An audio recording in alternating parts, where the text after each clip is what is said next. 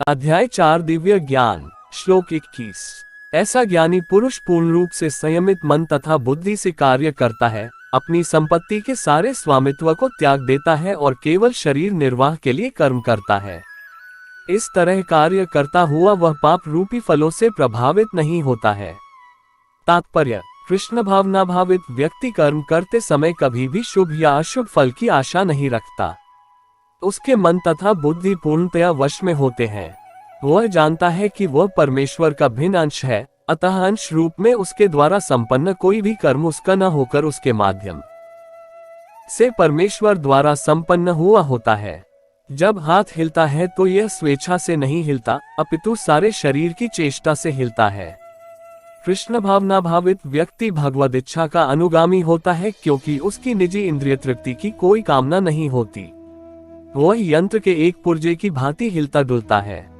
जिस प्रकार रखरखाव के लिए पुर्जे को तेल और सफाई की आवश्यकता पड़ती है, उसी प्रकार कृष्ण भावना भावित व्यक्ति कर्म के द्वारा अपना निर्वाह करता रहता है, जिससे वह भगवान की दिव्य प्रेमा भक्ति करने के लिए ठीक बना रहे। अतः वह अपने प्रयासों के फलों के प्रति निश्चेष्ट रहता है। पशु के समान ही उसका अपने शरीर पर कोई अधिकार नहीं होता। कभी कभी क्रूर स्वामी अपने अधीन पशु को मार भी डालता है, तो भी पशु विरोध नहीं करता, न ही उसे कोई स्वाधीनता होती है। आत्म साक्षात्कार में पूर्णतया तत्पर कृष्ण भावना भावित व्यक्ति के पास इतना समय नहीं रहता कि वह अपने पास कोई भौतिक वस्तु रख सके। अपने जीवन निर्वाह के लिए उसे अनुचित साधनों के द्वारा धन संग्रह करने की आवश्यकता नहीं रहती। अतः वह ऐसे भौतिक पापों से कलुषग्रस्त नहीं होता। वह अपने समस्त कर्मफलों से मुक्त रहता है। श्लोक 22। जो स्वत होने वाले लाभ से संतुष्ट रहता है, जो द्वंद्व से मुक्त है और ईर्ष्या नहीं करता, जो सफलता तथा असफलता दोनों में स्थिर रहता है, वह कर्म करता हुआ भी कभी बंधता नहीं। तात्पर्य: कृष्ण भावना भावित व्यक्ति अपने शरीर निर्वाह के लिए भी अधिक प्रयास नहीं करता। वह अपने आप होने वाले लाभों से संतुष्ट रहता है।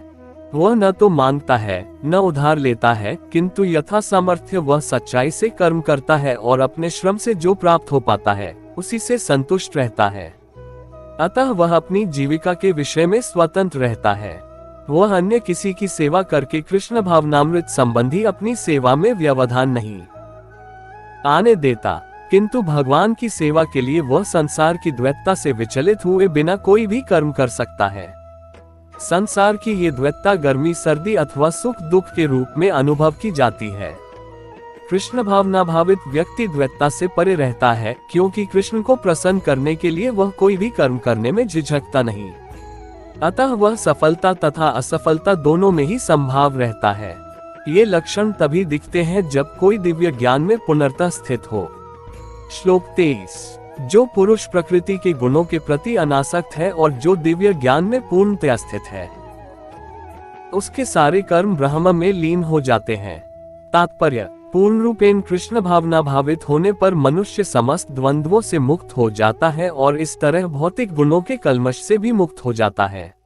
वह इसीलिए मुक्त हो जाता है क्योंकि वह कृष्ण के साथ अपने संबंध की स्वाभाविक स्थिति को जानता है, फलस्वरूप उसका चित्त कृष्ण भावनामृत से विचलित नहीं होता।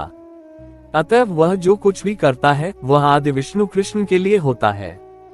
अतः उसका सारा कर्म यज्ञ रूप होता है, क्योंकि यज्ञ का उद्देश्य परम पुरुष विष्णु अर्थात कृष्ण को प्रसन्न करना है।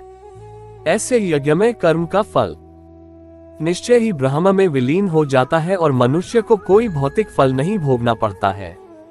श्लोक 24।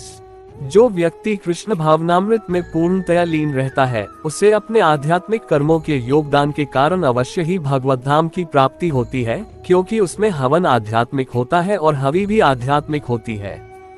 तात्पर्य: यहाँ इसका वर्णन किया गया है कि किस प्रकार कृष्ण भावना भावित कर्म करते हुए अंततोगत्वा आध्यात्मिक लक्ष्य प्राप्त होता है। कृष्ण भावनामृत विषयक विविध कर्म होते हैं, जिनका वर्णन अगले श्लोकों में किया गया है, किंतु इस श्लोक में तो केवल कृष्ण भावनामृत का सिद्धांत वर्णित है। भौतिक कल्मश से ग्रस्त बद्धजीव को भौतिक वातावरण में ही कार्य करना पड़ता है, किंतु फिर भी उसे ऐसे वातावरण से निकलना ही होगा। जिस विधि से वह ऐसे वातावरण से बाहर निकल सकता है वह कृष्ण भावनामृत है। उदाहरण के लिए, यदि कोई रोगी दूध की बनी वस्तुओं के अधिक खाने से पेट की गड़बड़ी से ग्रस्त हो जाता है तो उसे दही दिया जाता है, जो दूध ही से बनी अन्य वस्तु है। भौतिकता में ग्रस्त बद्धजीव का उपचार कृष्ण भावनामृत के द्वारा ही किया जा सकता है, जो यहाँ गीता में दिया हुआ है। यह विधि यज्ञ या विष्णु या कृष्ण को प्रसन्न करने के लिए किए गए कार्य कहलाती है। भौतिक जगत के जितने ही अधिक कार्य कृष्ण भावनामृत में या केवल विष्णु के लिए किए जाते हैं, पूर्ण तल्लीनता से वातावरण उतना ही अधिक आध्यात्मिक बनता रहता है। ब्रह्म शब्द का अर्थ है आध्यात्मिक। भगवान आध्यात्मिक हैं और उनके दिव्य शरीर की किरणें ब्रह्म ज्योति कहलाती हैं, यही उनका आध्यात्मिक तेज है। प्रत्येक वस्तु इसी ब्रह्म ज्योति में स्थित रहती है, किंतु जब ये ज्योति माया या इंद्रिय तृप्ति द्वारा आच्छादित हो जाती है तो ये भौतिक ज्योति कहलाती है। ये भौतिक आवरण कृष्ण भावनामृत द्वारा तुरंत हटाया जा सकता है। अतएव कृष्ण भावनामृत के लिए अर्पित हवि, ग्रहण करता, हवन, होता तथा फल, ये सब मिलकर ब्रह्म या परम सत्य है। माया द्वारा आच्छादित परम सत्य पदार्थ कहलाता है। जब यही पदार्थ परम सत्य के निमित्त प्रयुक्त होता है तो इसमें फिर से आध्यात्मिक गुण आ जाता है। कृष्ण भावनामृत मोहजनित चेतना को ब्रह्म या परमेश्वरोन्मुख करने की विधि है। जब मन कृष्ण भावनामृत में पूरी तरह निमग्न रहता है तो उसे समाधि कहते हैं। ऐसी दिव्य चेतना में संपन्न कोई भी कार्य यज्ञ कहलाता है।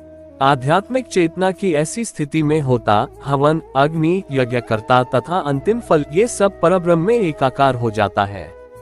यही कृष्ण भावनामृत की विधि है। श्लोक 25। कुछ योगी विभिन्न प्रकार के यज्ञों द्वारा देवताओं की भली भांति पूजा करते हैं और कुछ परब्रह्म रूपी अग्नि में आहुति डालते हैं। तात्पर्य: जैसा कि पहले कहा जा चुका है, जो व्यक्ति कृष्ण भावना भावित होकर अपना कर्म करने में लीन रहता है वह पूर्ण योगी है। किंतु ऐसे भी मनुष्य हैं जो देवताओं की पूजा करने के लिए यज्ञ करते हैं और कुछ परम ब्रह्म या परमेश्वर के निराकार स्वरूप के लिए यज्ञ करते हैं। इस तरह यज्ञ की अनेक कोटियां हैं। विभिन्न यज्ञकर्ताओं द्वारा संपन्न यज्ञ की ये कोटियां केवल बाह्य वर्गीकरण है। वस्तुतः यज्ञ का अर्थ है भगवान विष्णु को प्रसन्न करना, और विष्णु को यज्ञ भी कहते हैं।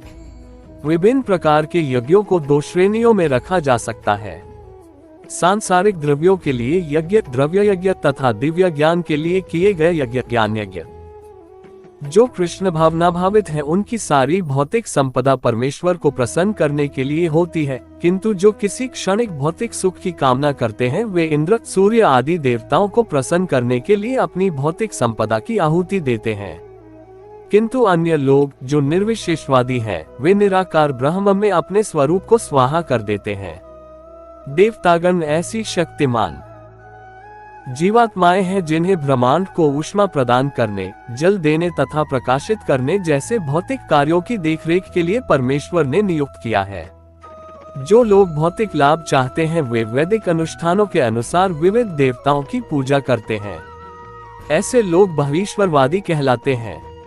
किंतु जो लोग परम सत्य के निर्गुण स्वरूप की पूजा करते हैं और देवताओं के स्वरूपों को अनित्य मानते हैं, वे ब्रह्म की अग्नि में अपने आप की ही आहुति दे देते हैं और इस प्रकार ब्रह्म के अस्तित्व में अपने अस्तित्व को समाप्त कर देते हैं। ऐसे निर्विशेषवादी परमेश्वर की दिव्य प्रकृति को समझने के लिए दार्शनिक चिंतन में अपना सारा समय लगाते हैं। दूसरे शब्दों में, सकामकर्मी भौतिक सुख के लिए अपनी भौतिक संपत्ति का यजन करते हैं, किंतु निर्विशेषवादी परब्रह्म में लीन होने के लिए अपनी भौतिक उपाधियों का यजन करते हैं। निर्विशेषवादी के लिए यज्ञाग्नि ही परब्रह्म है, जिसमें आत्मस्वरूप का विलय ही आहुति है। किंतु अर्जुन जैसा कृष्ण भावना भावित व्यक्ति कृष्ण को प्रसन्न करने के लिए सर्वस्व अर्पित कर देता है। इस तरह उसकी सारी भौतिक संपत्ति के साथ साथ आत्मस्वरूप भी कृष्ण के लिए अर्पित हो जाता है। वह परम योगी है, किंतु उसका पृथक स्वरूप नष्ट नहीं होता। श्लोक 26। इनमें से कुछ विशुद्ध ब्रह्मचारी श्रवणादि क्रियाओं तथा इंद्रियों को मन की नियंत्रण रूपी अग्नि में स्वाहा कर देते हैं, तो दूसरे लोग नियमित गृहस्थ इंद्रिय विषयों को इंद्रियों की अग्नि में स्वाहा कर देते हैं।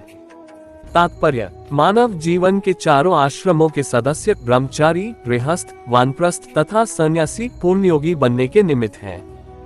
मानव जीवन पशुओं की भांति इंद्रिय तृप्ति के लिए नहीं बना है। अतएव मानव जीवन के चारों आश्रम इस प्रकार व्यवस्थित हैं कि मनुष्य आध्यात्मिक जीवन में पूर्णता प्राप्त कर सके।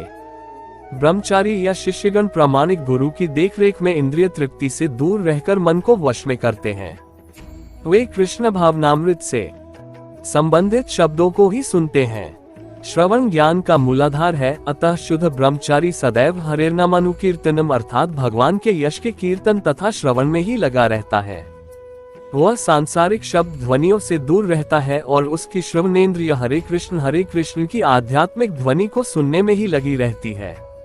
इसी प्रकार से गृहस्थ भी, जिन्हें इंद्रिय तृप्ति की सीमित छूट है, बड़े ही संयम से इन कार्यों को पूरा करते हैं। यौन जीवन, मादकद्रव्य सेवन और मांसाहार मानव समाज की सामान्य प्रवृत्तियां हैं, किंतु संयमित गृहस्थ कभी भी यौन जीवन तथा अन्य इंद्रिय तृप्ति के कार्यों में अनियंत्रित रूप से प्रवृत्त नहीं होता। इसी उद्देश्य से प्रत्येक सभ्य मानव समाज में धर्म विवाह का प्रचलन है। ये संयमित अनासक्त यौन जीवन भी एक प्रकार का यज्ञ है, क्योंकि संयमित गृहस्थ उच्चतर दिव्य जीवन के लिए अपनी इंद्रिय तृप्ति की प्रवृत्ति की आहुति कर देता है।